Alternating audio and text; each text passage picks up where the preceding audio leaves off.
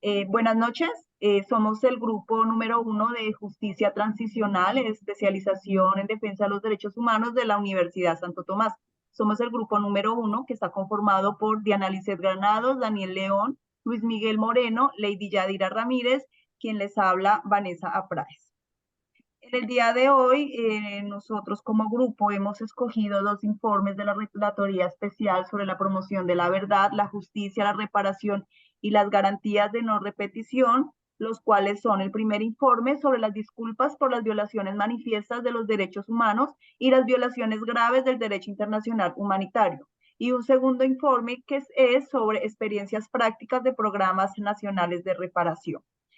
A continuación, mis compañeros empezarán con la explicación del primer informe sobre las disculpas. Entonces, voy a compartir.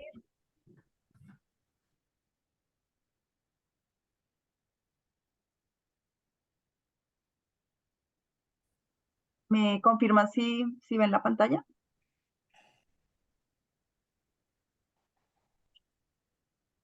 Listo, compañera, puede subirle un poquito y iniciamos. Ok.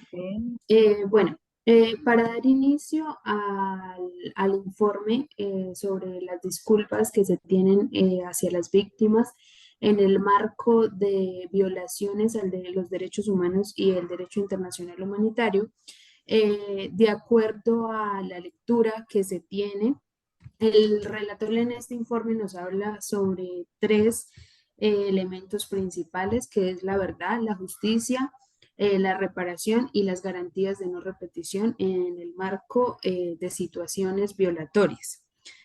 Como consideración de estas disculpas públicas, se da el reconocimiento de los hechos y de las aceptaciones de responsabilidad que tienen los estados, ya sea el estado o personas de manera individual o colectivo, de los daños que se vienen presentando en la transición de justicia transicional.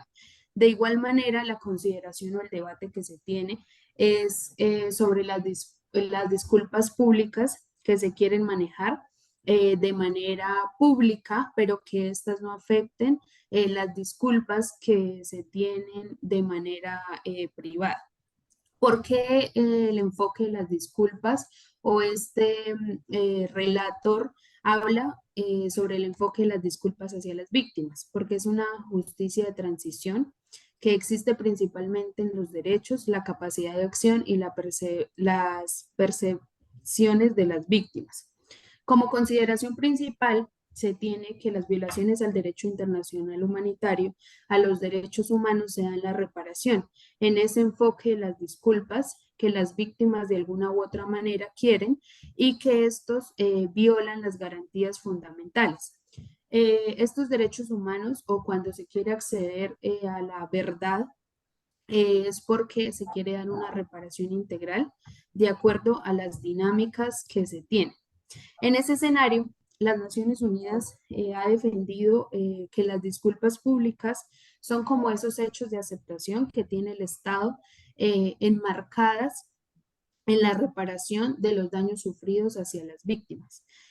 Traemos a colación algunos casos que se tienen y que se han enmarcado por la Corte Interamericana de Derechos Humanos, que es Santo Domingo versus el Estado, a pesar de que existe una sentencia que da una garantía de verdad y reparación a las víctimas en el marco de esta violación del derecho internacional humanitario por entidades adscritas al Estado, como son las Fuerzas Armadas, digamos que es algo que no se ha dado en el marco del conflicto armado. Las violaciones al derecho internacional humanitario no solo se dan no solo se da en el marco de las violaciones por el Estado, sino también de algún tipo de organización. Estas responsabilidades pueden ser individuales, institucionales y colectivas. Las Naciones Unidas, puedes bajar, las Naciones Unidas en el marco de justicia y transición, dice que son todos los mecanismos asociados con los intentos de una sociedad por resolver los problemas derivados de un pasado de abusos a gran escala En esta también nos da como esa verdad para lograr la reconciliación, pero también se basa en poder dar un poco más allá inclusión de género, porque en los antepasados las mujeres digamos que no eran como garantes de estos derechos.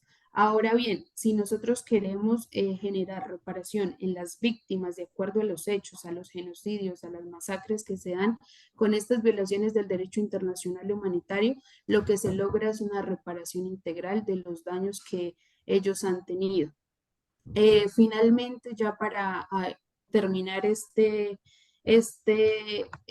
primera parte del informe, se da que uno de los aspectos más importantes son las afectaciones a los derechos humanos, la responsabilidad que tiene el Estado y el reconocimiento de la responsabilidad, porque de igual manera el marco normativo internacional ha venido trayendo unas adopciones que se han venido dando o catalogando, pero a su vez muchas veces consideramos que no son las mejores garantías, pues si bien las disculpas públicas son un mecanismo de reparación para las víctimas, muchas veces en el marco de situaciones o afectaciones a los derechos humanos, ese reconocimiento y esa responsabilidad no son suficientes para la reparación colectiva.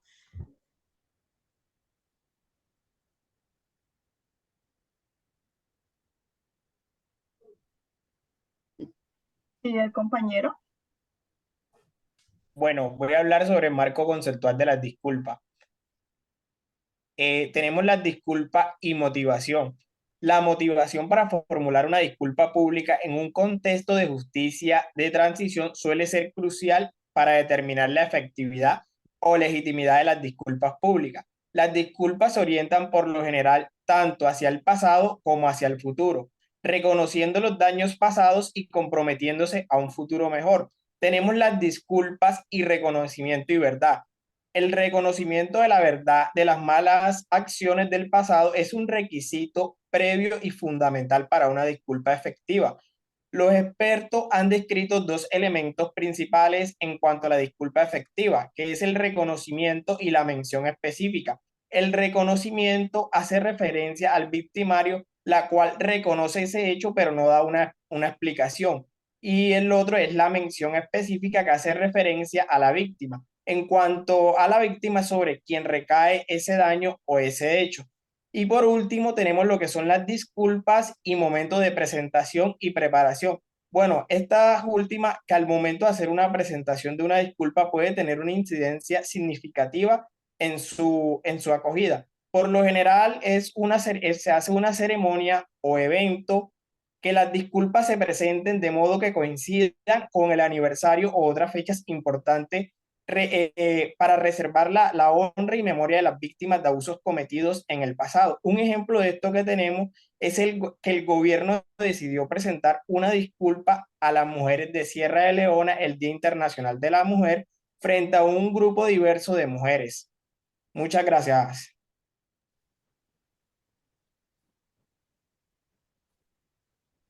Sí, el compañero.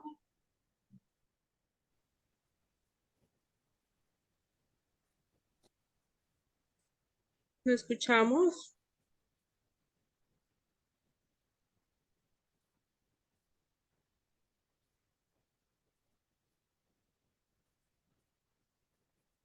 Bueno, creo que Daniel se ha quedado sin audio. No sé si alguno de los compañeros quiera, Prende el micrófono, Dani, por favor.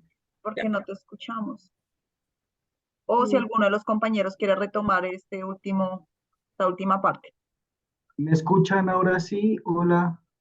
Sí, Daniel, ¿Ya me dale. escuchan? Perdón. Listo, Bueno, dale. adicional a lo recientemente mencionado, pues los cimientos de los elementos constitutivos de la justicia transicional, pues también se pueden situar desde el seguimiento óptimo sugerido desde el informe, cuyo fin es orientar a no caer en retóricas vacías. Esto pues implica, por supuesto, medidas de seguimiento que pretendan la recuperación de la verdad, formas de recuerdo e inclusive reformas institucionales. De acuerdo pues con estas medidas, es sustancial situarse en las medidas que pretendan recuperación y formas de recuerdo. Esto sin consideramos que el elemento constitutivo de la verdad, la reivindicación de la memoria colectiva, pues es fundamental inclusive para la no repetición. Es por ello que desde el informe se recomiendan medidas como la construcción de monumentos conmemorativos, las exposiciones apropiadas en museos y la promoción de días de recordación. Finalmente, pues como última cuestión de seguimiento, se enfatiza en la reconciliación desde el restablecimiento de la confianza de las víctimas en el Estado y sus instituciones. Y ya articulando pues los elementos constitutivos en este informe, compromiso a la verdad, justicia, reparación y garantías de no repetición, se sugiere entonces hacer una respectiva consulta a quienes se dirige la disculpa, hacer un claro reconocimiento del hecho, exponer una admisión sincera, así como también una declaración de arrepentimiento, y esto tomando en cuenta la promesa creíble de no repetición junto con medidas de reparación.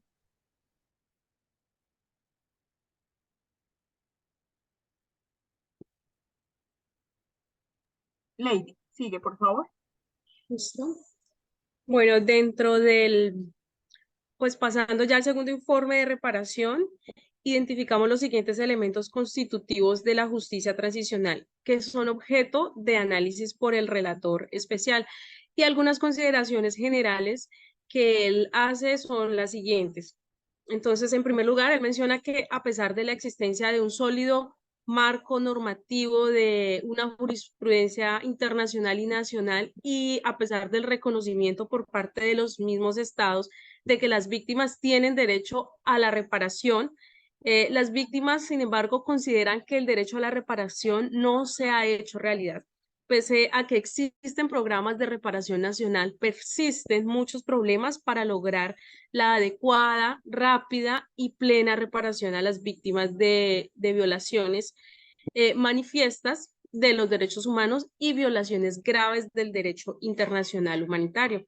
Además, él reconoce que los estados suelen actuar como si la reparación fuera una opción de política y no el cumplimiento de una obligación hacia las víctimas como resultado de una violación ilegal del derecho internacional y nacional.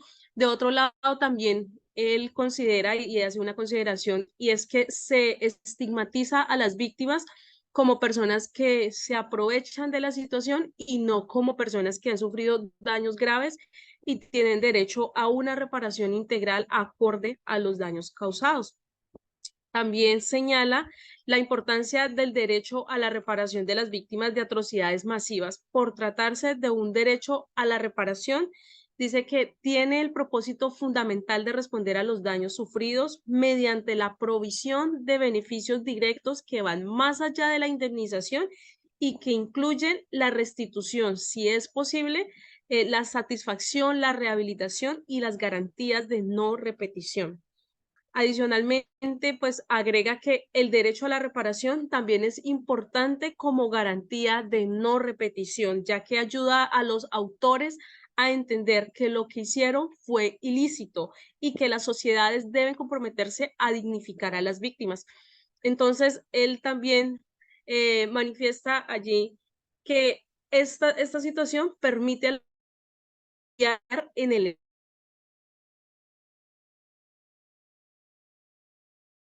Estado.